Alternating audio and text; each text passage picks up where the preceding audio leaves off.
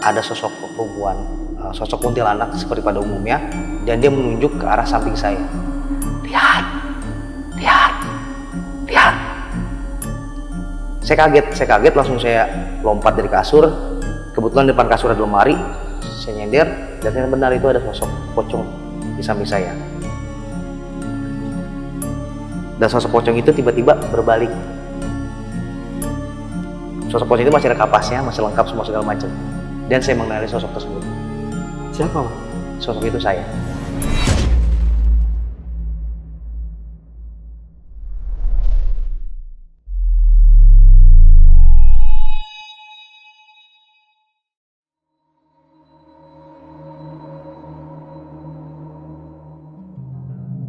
Halo semuanya, kembali lagi di Lentera Malam bareng gue Jamal, dan di segmen Saksi Misteri kali ini gue udah kedatangan narasumber nih yang punya pengalaman horor ketika dia pindah ke sebuah rumah baru.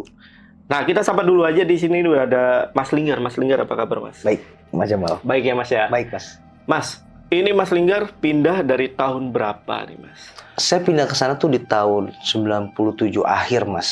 Gitu, tepatnya saya kelas 5 SD. Di daerah mana ini, Mas, rumahnya, Mas? Tepatnya tuh daerah Ciputat. Lokasi tepatnya daerah Kedaung gitu. Ini nggak apa-apa nih dikasih tahu ya? Nggak apa-apa. Nggak apa-apa ya? Oke. Nah, katanya Mas Linggar ini di rumah tersebut nih pernah punya pengalaman ngelihat sosok pocong dengan muka atau wajahnya Mas Linggar nih. Itu kenapa, Mas, bisa sampai kejadian kayak gitu tuh? Wah, kalau tepatnya kenapa sih? Ini sih, Mas, jadi kalau dari penuturan beberapa warga dan orang-orang yang mengerti tentang itu ya, Mas ya, itu sebenarnya ada sosok yang mengancam, terlebih ke saya, gitu. Kalau saya nggak pindah atau keluar dari rumah itu, saya menjadi seperti itu. Oke, menarik banget nih. Yang penasaran, simak video sampai habis. Dan sebelum itu, buat kalian yang pengen jadi narasumber nih seperti Mas Linggar, kalian bisa langsung aja DM ke Instagramnya Lentera Malam. Itu ada di @lenteramalam.id. Dan untuk linknya nanti gue taruh di deskripsi. Yaudah, kalau gitu buat kalian yang penasaran sama cerita lengkap dari Mas Linggar, tonton video sampai habis, dan tanpa basa-basi lagi, Saksi Misteri, kita mulai.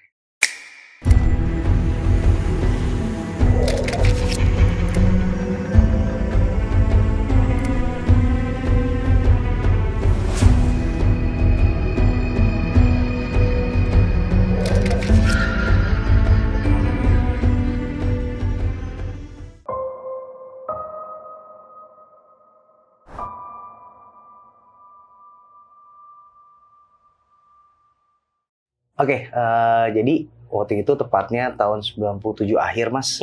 Saya tuh kelas 5 SD. Waktu itu masih catur bulan ya gitu, cawu 3 gitu. Yeah. Nah, jadi saya pindah rumah sekeluarga ke daerah Ciputat, Mas. Tepatnya di daerah Kedaung. Gitu. Kalau saya gambarin rumahnya itu cukup besar. Cukup luas. Bangunannya tapi nggak terlalu besar. Jadi sisa tanah yang lumayan luas. Rumah itu tuh berisikan 4 kamar. Ada 1 kamar di bagian luar rumah. Sisa itu kamarnya itu berderet, dan di rumah itu tuh ada 3 pilar besar, dan ada 1 space menurut saya itu nggak terlalu penting banget. Jadi kalau dari luar kita lewat samping itu langsung masuk ke kamar mandi. Yang bikin spooky di area tersebut tuh, jadi di rumah itu tuh, di rumah kami dulunya kamar mandinya tuh belum ada atapnya, Mas. Jadi masih lowong, dan di belakang rumah kami tuh ada 3 pohon mangga kueni, tau nggak, Mas? Iya. Ada 3 pohon mangga kueni besar dan 1 pohon nangka besar di sana. Kejadian pertama saya alamin di rumah itu, jadi kan kalau pindah rumah itu kan nggak langsung ditempatin biasanya kan. Kita bawa barang dulu, akhirnya barang dibawa, saya ditinggal di sana sama 1 orang saudara lah atau om saya di sana. Saya nginep di sana beserta tumpukan baju, koper-koper, lemari menurut beresin. Dan karena kasur belum dibawa, akhirnya saya tidur tuh, Mas, di sofa tapi pinggirnya kayu. Iya. Dan di depan saya itu ada lemari lemari pajangan, kayak lemari etalase gitu, pajangan. Saya tidur sambil duduk karena nggak bisa selonjoran, karena saya duduk. Dan di situ saya belum rasain namanya dier perep tapi sambil duduk. Oke. Dier perep sambil duduk. Itu saya nggak bisa ngapa-ngapain, melek nggak bisa gitu. Tapi saya tahu saya bangun tapi saya nggak bisa melek gitu. Saya coba baca doa sebisa saya bisa, yang saya bisa waktu itu. Dan ketika saya melek, di depan saya kan tuh ada lemari kaca etalase tadi, pajangan tadi. Dan gitu saya lihat, itu ada kaki yang lagi nginjek muka saya di sini. kakinya itu kalau dibilang tuh pergelangan kakinya aja ya, lingkar pergelangan kakinya itu besarnya segini mas, lingkar pergelangan kakinya aja. Saya merem lagi, saya baca doa lagi, berharap ya Allah semoga ini hilang segera mungkin gitu kan. Saya lagi berdoa, tiba-tiba ada suara kenceng banget di situ. Akhirnya saya sudah melek dan hilang mas, nggak ada. Kaki itu nggak ada tuh di kepala saya. Tapi itu bukan hilang. Ternyata dia pindah di belakang saya, menggantikan 2 pilar tiang di rumah saya itu. Dan kelihatannya cuma kakinya doang di situ. Berarti itu pas nengok ke belakang itu? Jadi saya ngeliat kan, nengok dilihat di kaca, bukan di sini lagi. Tapi kakinya berdiri di belakang saya 2, menggantikan pilar tiang. Menggantikan 2 pilar tiang di rumah saya. Sorry mas, ini kan tadi Mas Linggar kan tidurnya sambil duduk ya. Itu nginjek itu kayak gimana tuh mas? Jadi posisinya saya lagi duduk gini sambil tidur. Dan kakinya tuh di sini saya mas. Gitu. Telapak kaki itu di sini saya gitu. Seperti itu. Oke, itu kejadian pertama yang saya alamin di sana mas. Gitu.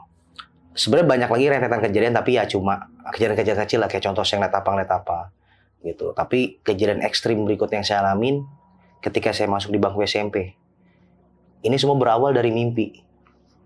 Jadi waktu itu saya mimpi, di dalam mimpi saya ada sosok perempuan, sosok kuntilanak seperti pada umumnya, dan dia menunjuk ke arah samping saya. Itu saya keadaan bukan di rumah dalam mimpi. Dia nunjuk sambil bicara, lihat 3 kali. Dan begitu saya nengok, itu ada sosok pocong sedang tiduran di samping saya. Dan setelah dia bilang lihat 3 kali itu, saya seketika terbangun. Itu keringat dingin badan, semua basah, menggigil, merinding semuanya.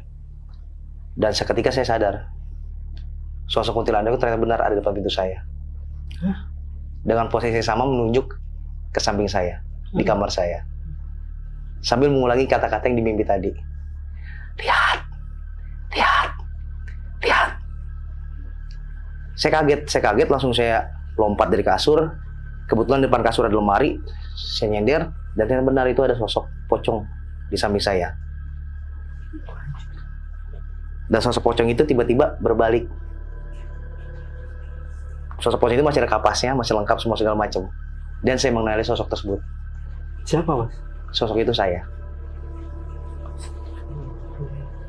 Setelah itu saya blackout, nggak sadar apa-apa. Sampai paginya saya dibangunin sama orang tua saya kalau saya tidur di depan lemari. Jadi Mas Linggar pingsan ya pada saat itu langsung ya? Pingsan, langsung blackout ketika tahu itu saya. Ketika langsung blackout, pingsan, benar-benar pingsan, nggak sadarin diri. Sampai paginya saya dibangunin sama ayah saya tiduran di depan lemari. Pocong ini berbalik, palanya doang gitu mas? Berbalik sebadan, jadi muter posisinya itu sebelumnya miring, miring ke arah tembok. Dan dia berbalik, telentang. Masih ada kapasnya, tapi saya mengenali. Iya, di situ Mas Linggar ngeliat jelas. Itu saya. Wah, gila. Dan setelah itu ya, saya cerita sama bapak. Karena memang jujur di rumah itu yang sering mengalami saya sama bapak berdua. Gitu. Saya sama bapak yang sering ngalamin kejadian apa aja di situ, dan memang kami yang sering sharing cerita berdua gitu. Tanpa ngasih tahu nih ke ibu sama kakak saya gitu, takutnya mereka khawatir dan takut selama tinggal di sana gitu. Ya bapak ketika cerita cuma bilang, yaudah nggak apa-apa, jangan ceritain gitu. Karena memang bapak tuh berani banget gitu, selama tinggal di sana memang yang paling berani ya bapak gitu. Kalau bapak bilang aja gitu. Dan bapak pun sering ngalamin. Salah satu ceritanya, ini sih berdua sama saya, salah satu berdua masalahnya. Jadi waktu itu bapak malam-malam itu kan di depan rumah itu bapak sebelum itu bangun kayak pos kamling gitu loh mas, buat tempat anak-anak nongkrong gitaran gitu. Sebelumnya biasanya rame kalau masih sore. Itu jam 12 malam saya sama bapak lagi nonton TV nunggu bola kalau nggak salah waktu itu tiba-tiba ada suara anak kecil lagi lari-larian di pos kamling itu. Loncat dari pos kamling naik lagi, loncat dari pos kamling naik lagi. Akhirnya saya sama bapak ngecek keluar ke depan. Bapak negor, "Leh, ngapain loncat-loncat dari atas? Jatuh ntar modar lo," gitu. Bapak bilang kayak gitu kan, karena anaknya dibilangin masih tawa loncat-loncat aja gitu. Iya Pak D. Anaknya coba bilang kayak gitu doang. Gitu. Karena di daerah Cite memang bapak dikenal dengan sebutan Pak D gitu. Udah bapak balik ke dalam lagi. Saya nanya, "Kenapa sih Pak? Tahu tuh anak kecil." "Oh, ya udah." Akhirnya bapak menutup gerbang, saya menggembok. Tuh anak tadi udah depan kita berdua sambil ngomong, aku wis modar Pak aku wis modar Pak sambil mundur ke belakang sambil kayak gitu. Dan akhirnya hilang ke kebun di belakang pos kamling. Mas, ini sosok anak kecilnya kayak gimana nih, Mas? Anak kecil biasa Mas, pakai kaos biasa, bukan yang kayak gambaran tuyul atau gimana. Enggak, anak kecil biasa.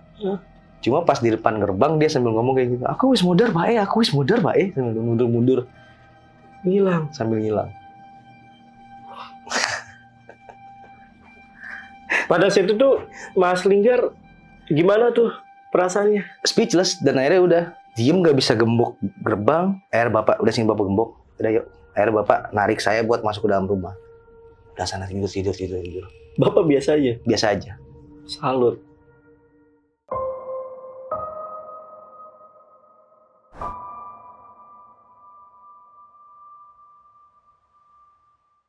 Terus juga pernah bapak ngalamin, ini cerita dari bapak juga. Yeah. Jadi bapak ngalamin, bapak itu di kamar ada satu spot untuk sholat berjamaah sama ibu berdua biasanya. Jadi dalam kamar itu ada satu spot untuk berjamaah dan ada di ujungnya tuh ada apa ya, kayak box gitu Mas yang biasa buat naruh pakaian bersih, tau nggak? Keranjang kayak gitu. Itu untuk naruh sejadah sama mukena. Itu. Nah itu sholat subuh juga, sholat subuh. Bapak biasanya bangunin ibu tuh, Bu ayo sholat subuh gitu kan, jamaah. Nah hari itu bapak udah bangun duluan mau sholat subuh, bangunin ibu, Bu, ayo Bu sholat subuh jamaah. Bu masih ngantuk, oh udah bapak dulu sana, gitu. Bapak dulu sana. Ya udah, akhirnya bapak ngambil wudhu. Bapak ngambil wudhu, masuk dalam kamar, ngeliat ibu masih tiduran lagi, masih tidur tuh belum bangun. Ya si ibu, yaudahlah capek kali, ya udah akhirnya bapak gelar sejadah, sholat sendiri. Begitu takbir pertama, Allahu Akbar, itu bapak ngeliat dari pinggir matanya, dari sudut mata, ada tangan ngambil sejadah sama mukena. Oke. Ngambil. Oh, refleks bapak mikir, oh ibu udah bangun mau sholat jamaah kali. Dan akhirnya secara refleks bapak langsung mengencangkan suaranya sebagai imam. Sholatlah. Sholat 2 rakaat, At-Tahiyat terakhir, kanan dulu, salam kanan.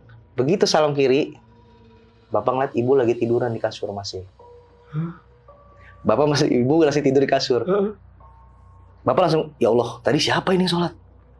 Oh mungkin perasaan aja kali, mungkin sebenarnya ibu nggak sholat tadi. Karena ngeliat dari sudut mata yang ngambil mukena. Udah bapak balik lagi gini, ngusap muka, tangannya masih gini, tiba-tiba ada yang nyenggol, ada yang nyemel pinggangnya, ngasih tangan mau salaman sama bapak. Bapak cuma, astagfirullahaladzim. Siapa ini? Bapak masih diam aja, bapak diam nggak ngerespon tuh. Terus ya secara tiba-tiba, itu tangannya ngambil tangan bapak dan cium tangan ke belakang. Bapak udah langsung dilepas, tangan dilepas. Bapak nyoba bismillahirrahmanirrahim. Begitu nengok ke belakang, kosong. Cuma ada sejadah sama mukena bekas dipakai. Dan ibu posisi masih tidur, dari tadi belum bangun. Wah gila Mas, merinding gini. Sumpah ini gue merinding nih, ceritanya gini nih. Gitu. Dan itu sering kejadian loh Mas, kayak yang kayak tadi gitu. Maksudnya yang di sana itu yang paling sering memang menyerupai kayak gitu. Sering banget. Dan ada satu kejadian, ini Bapak cerita, Bapak kan berani bahas seperti saya bilang tadi. Tapi ada satu kejadian yang bikin Bapak takut. Benar-benar takut Bapak. Jadi waktu itu Bapak, biasa memang Bapak tuh sering nongkrong main Mas sama teman-temannya gitu. Ngobrol di rumah temennya sampai malam. Nah waktu itu Bapak nongkrong sampai jam 12 lewat lah, jam 12 lewat. Akhirnya pas mau pulang, ada satu temennya, Pak De, pulang bareng dong. Oh yaudah, ayo bareng. Tapi aku mampir rumah Pak De dulu ya Pak De, kita ngopi lagi yuk. Oh yaudah. Tuh, berdua sama temennya datang ke rumah.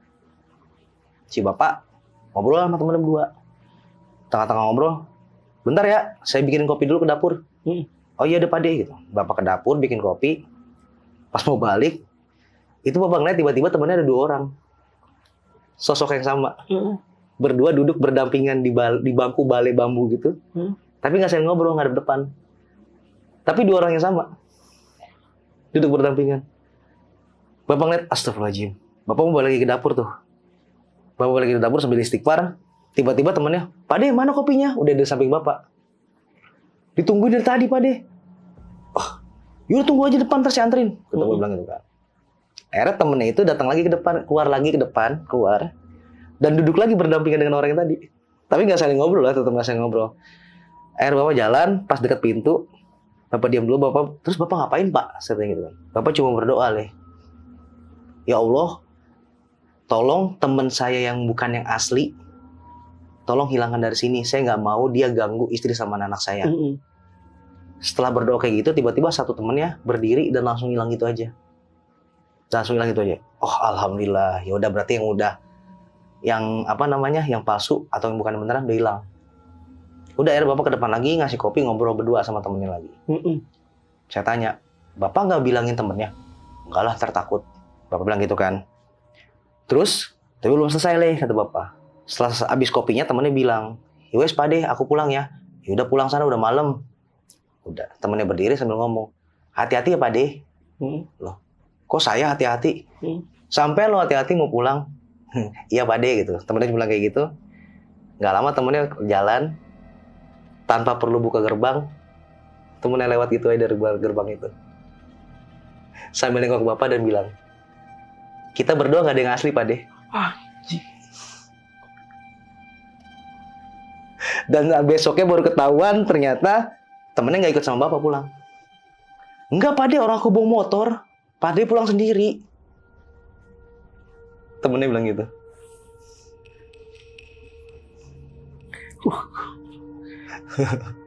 Berarti itu nembus tuh ya? Nembus gitu aja. Ya? Sosok terakhir aja nembus. Ya udah, begitu selesai nembus, orang nengok bapak bilang, "Kita berdoa gak ada yang asli Pak De." Langsung udah. Ya Allah, gue ngebayangin nih apa mas? Ketika bapak berdoa, kemungkinan sosok ini emang denger doa bapak. Tahu, masih dikerjain. Mungkin. Itu bapak kena mental tuh ya? Itu langsung kena mental. Biasanya tuh nggak pernah kayak gitu. Jadi tuh gelas kopi apa segala macam ditinggal sampai pagi, langsung masuk kamar udah. Dan abis itu selama berapa minggu bapak nggak mau keluar malam lagi. Karena saking takutnya. Itu yang bikin bapak takut. Salah satu yang bikin bapak takut. Yang biasanya nggak ada takutnya, nggak ada itu sama sekali. Itu doang yang bikin bapak takut. Oke. Sebelum aku nanya soal pengalaman horor ibu, dari Mas Linggar masih ada gak pengalaman lain?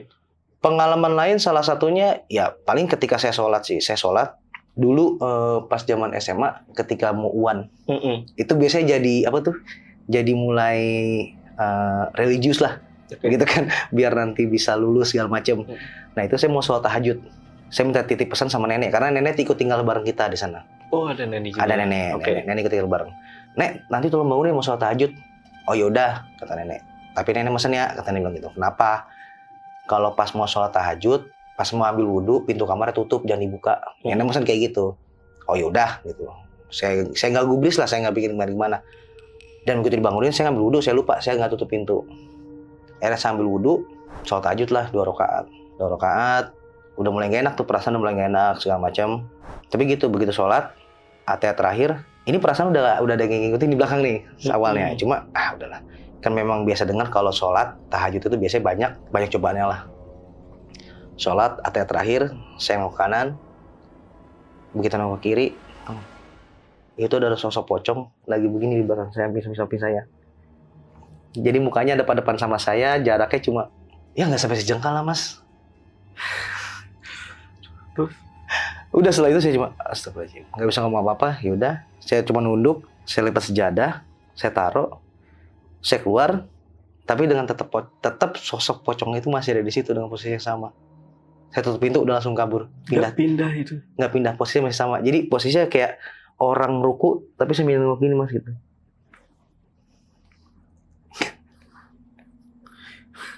Tapi lu nggak langsung lari deh pada situ nih mas ya? Nggak bisa. Bukannya nggak mau, nggak bisa. Lebih tepatnya nggak bisa mas. Bener-bener ya freeze, diem aja gitu. Mau nggak bisa langsung lari, teriak juga nggak bisa gitu. Jadi bener-bener, wah udah langsung kabur, pindah tidur kamar adik akhir hari itu.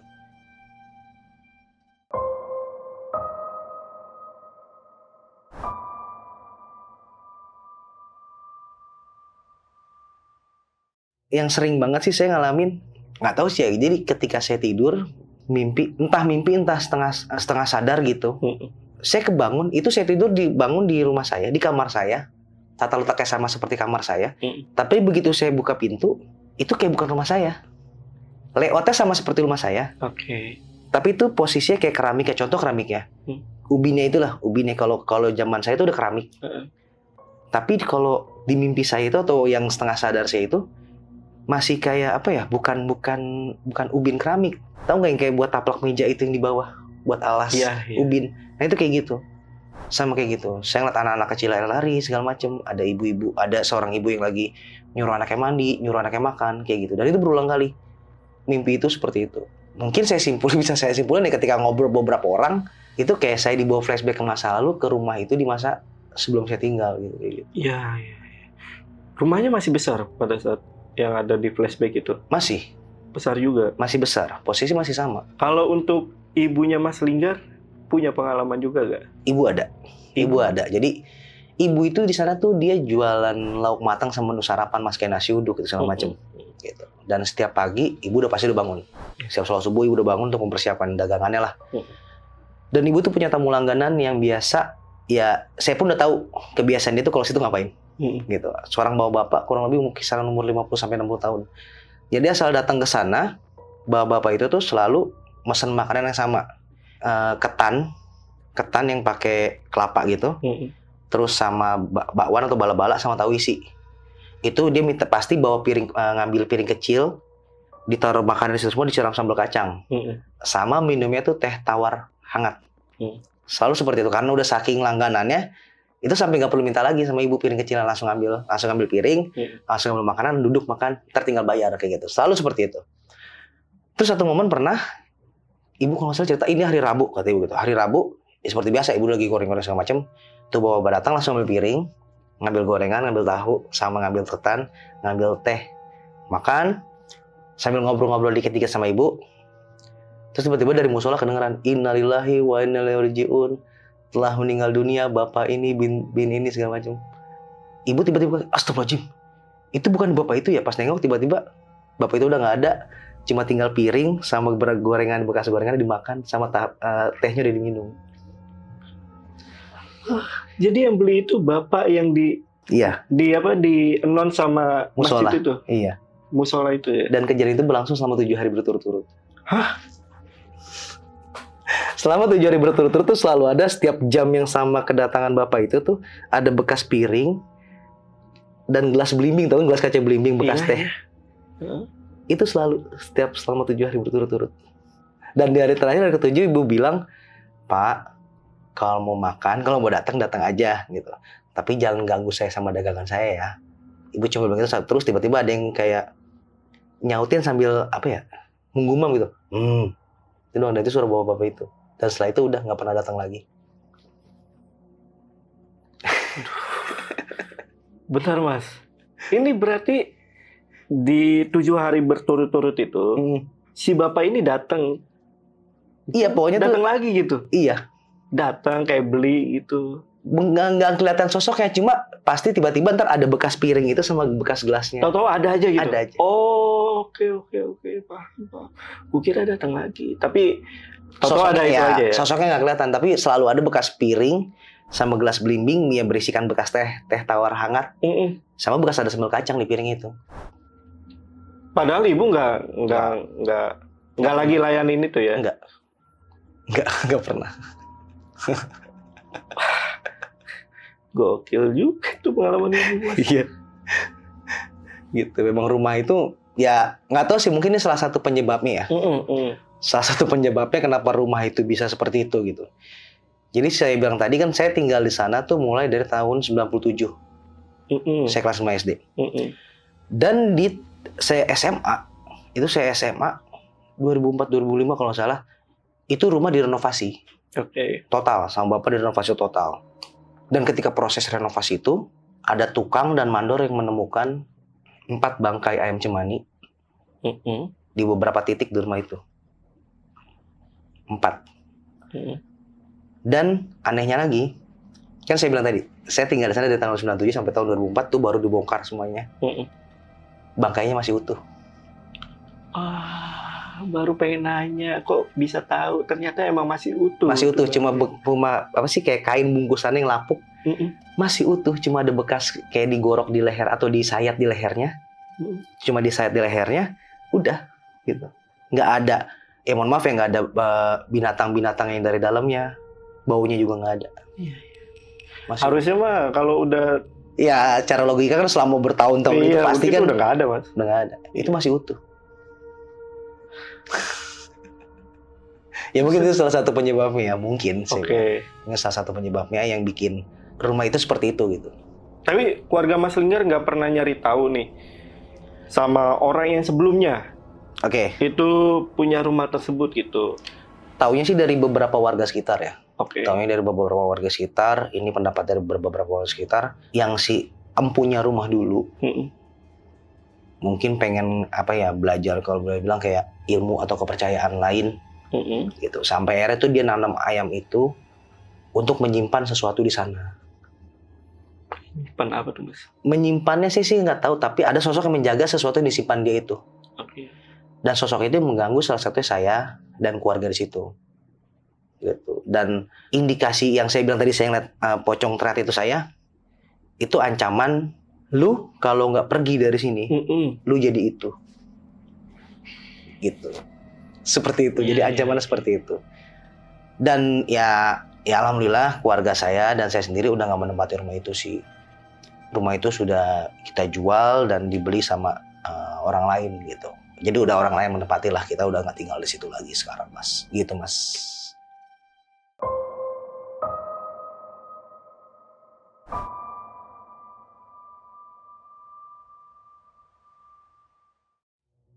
Nah ini nih, pernah tahu gak keadaan rumah sekarang? Ya. Rumahnya yang sekarang itu. Ya.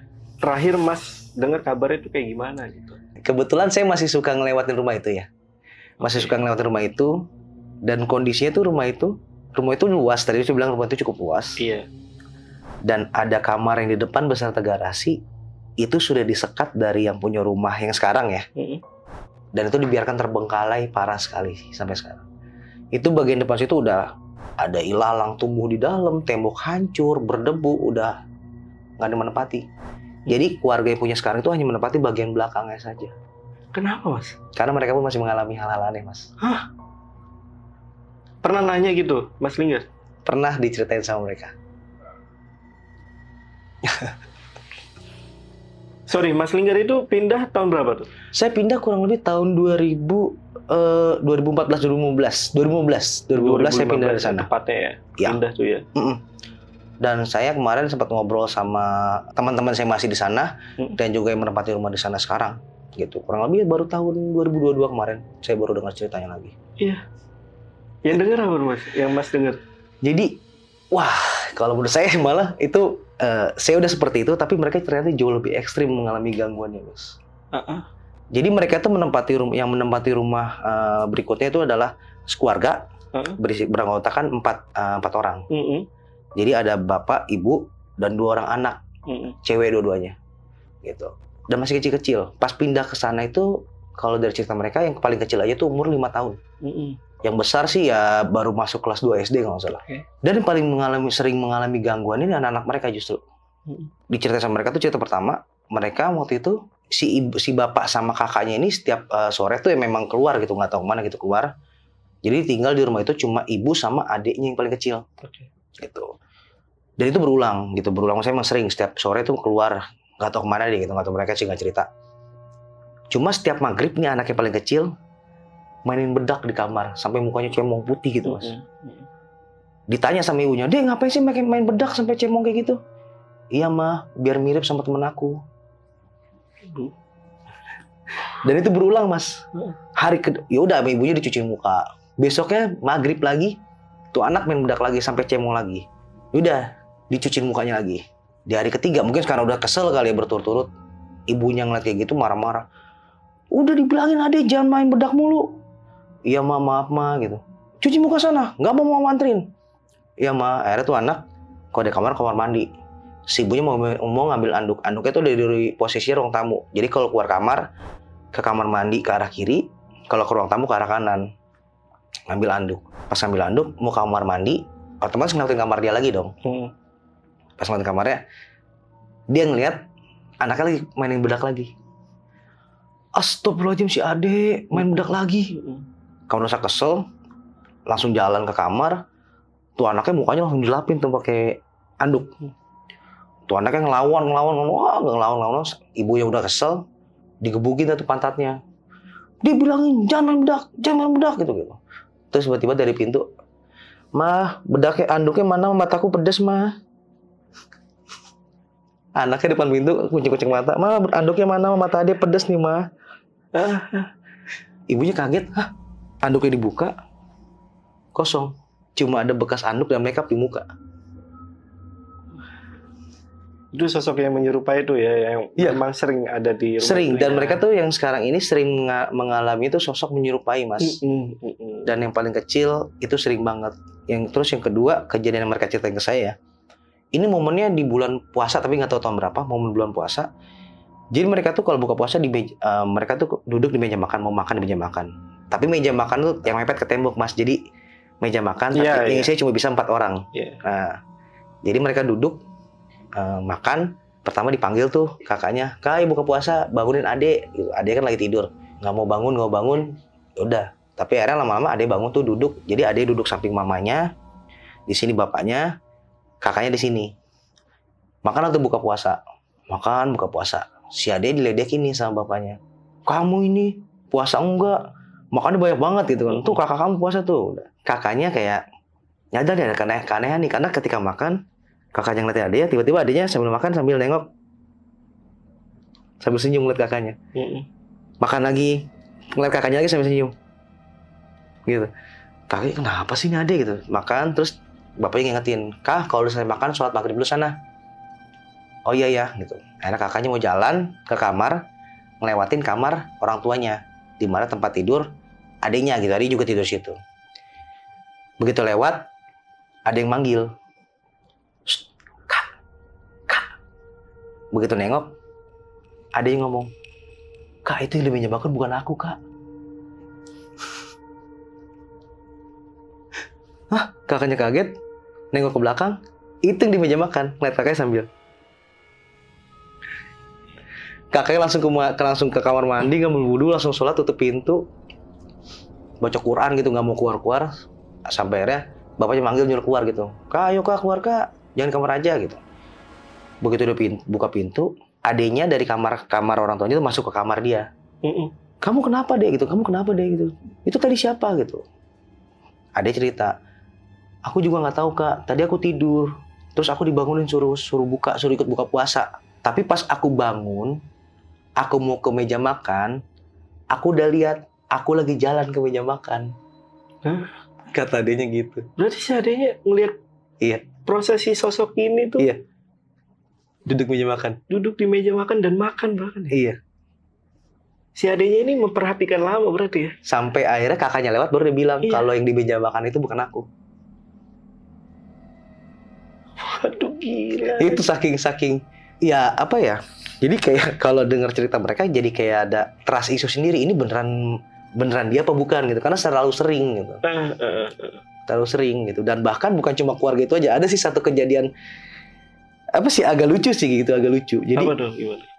Tiba-tiba jam 2 pagi ada kedengaran suara orang teriak dari bagian depan rumah yang tadi yang terbengkalai itu. Di mana yang dia teriak itu dari dulu bekas kamar saya. Ada orang teriak-teriak. Sampainya tuh akhirnya yang punya rumah keluar, beberapa warga juga keluar. Dia ada orang ngapain sini gitu kan. Nah, ternyata kesurupan dia, Mas. Kesurupan di dalam kamar itu. Akhirnya disadarin, dia berusaha disadarkan, sampai akhirnya sadar, ditanyain, "Kamu ngapain?" Dia ceritalah. Nih orang awalnya itu udah nggak baik. Jadi, begitu dia lewat, ini dari pandangan dia, dia lewat sana, dia ngeliat rumah itu masih bentuknya rumah pada umumnya. Dia ngeliat tuh ada 3 motor di situ, dalam rumah itu. Yang dulu memang waktu ketika saya tinggal di sana, ada 3 motor yang depan. Yaitu motor saya, motor bapak, sama motor adik. Tuh orang masuk ke dalam, mau nyolong motor. Mau ngambil motor lah itu, mau ngambil motor. Nggak bisa-bisa, sampai akhirnya dia nengok ke kamar, yang dulunya kamar saya. Dia ngeliat ada orang lagi tiduran nonton TV. Yaudah deh, nggak apa-apa. Motornya gue nggak dapet, TV-nya gue ambil. Akhirnya dia tuh berusaha buka pintu dari kaca. Kaca saya kan dulu, kaca kamar saya itu kaca nako yang bisa ditarik. Jadi tarik, dibuka slotnya. Tapi begitu dibuka, tiba-tiba ada sosok kuntilanak jatuh pas banget depan muka dia dari depan. Dan udah dia pingsan langsung, ya udah dia nggak sadar diri, tahu-tahu akhirnya kesurupan. Dan begitu sadar dia kaget, kok ini terbengkalai kayak gini. Saya ngeliatin nggak kayak gini. Saya ngeliatin dulu rumah. Gitu. Ya udah akhirnya semua warga sekitar yang mau diapain gitu.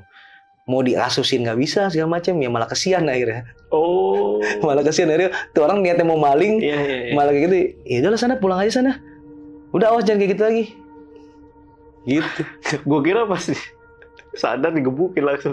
Enggak, nah, ya, dia lagi diceritain, tanya dulu kenapa tadi. Dia cerita gitu. Lah, ya udah mau gimana lagi, warga sekitar juga bingung, ya udahlah. Akhirnya suruh pulang gitu aja gitu.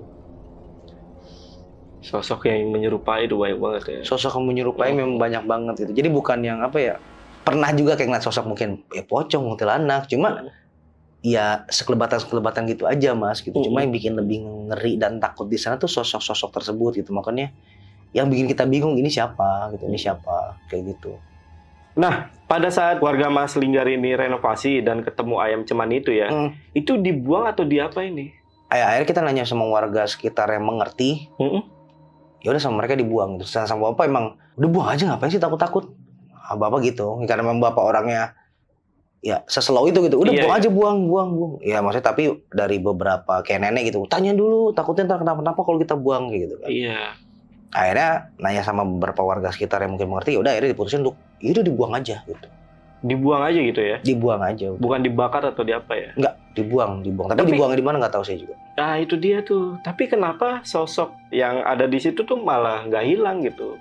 Dari beberapa warga kan, jadi sebenarnya kan si ayam cemani itu untuk perantara. Untuk perantara. Tapi si sosok penjaganya itu memang sudah ditanam di situ gitu. Sudah ditanam di situ, ada di situ gitu. Dan terlebih ketika renovasi ya, kan saya bilang tadi ada pohon mangga kueni dan pohon nangka. Ya itu otomatis ditebang semua, jadi hilang. Mungkin salah satu juga itu. Kenapa penyebabnya dia jadi malah standby-nya di rumah. Oh, oke. Gitu. Karena mereka nggak punya tempat lagi gitu ya? Mungkin.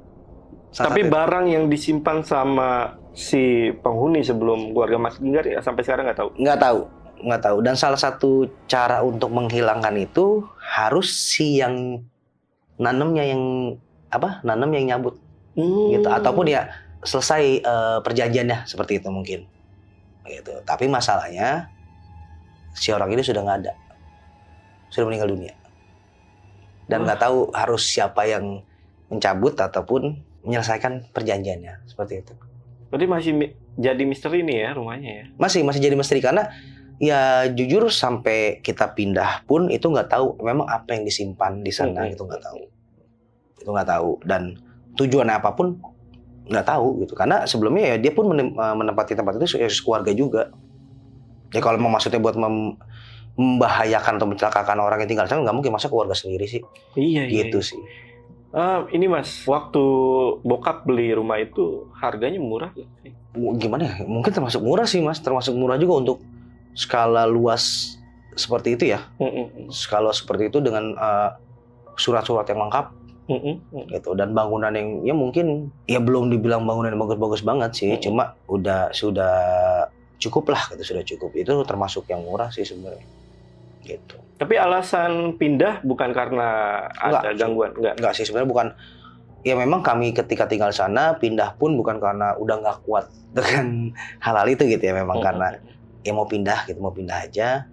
Karena waktu itu terlalu besar juga kalau memang ditempati hanya ibu, bapak sama adik aja. Itu karena kan saya juga mau nikah, jadi harus keluar dari rumah. Di rumah cuma tinggal mereka bertiga, terlalu besar, akhirnya mereka pilih pindah ke tempat yang lebih kecil. Itu aja sih alasannya sebenarnya. Oke, mungkin cukup kali. Untuk pertanyaan gue juga udah cukup. Mas Linggar ada mau disampaikan lagi atau mau diceritain lagi? Ada? Nggak ada ya? Nggak ada sih paling udah. Nggak ada ya? Nggak ada sih paling. Nah, buat kalian nih yang pengen tanya lebih lengkap lagi mengenai cerita yang tadi dibawain sama Mas Linggar, kalian bisa langsung aja ke Instagramnya Mas Linggar. Di mana Mas? Di @anggalinggar. Oke, untuk linknya nanti gue taruh di deskripsi. Mas Linggar, sekali lagi makasih Mas. Sama-sama Mas, ya. Makasih banyak. Gue akhirin video ini, gue Jamal dari Lentera Malam dan Mas Linggar izin pamit. Bye.